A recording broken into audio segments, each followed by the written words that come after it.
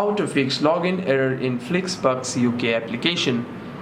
First, if you're having any kinds of problem with the application, make sure that your device is connected to a secure network.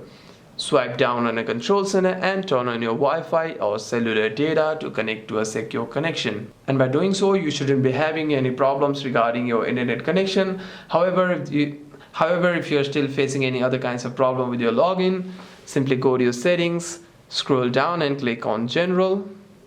Click on iPhone storage, and you want to scroll down and navigate yourself to the Flixbus application. Click on Show All. Here's the app we're looking for. Simply tap on it and click on Offload App.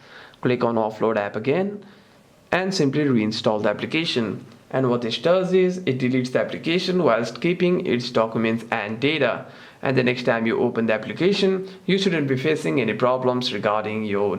However, if there's any problem with the application, you can simply restart your device once and open the app again.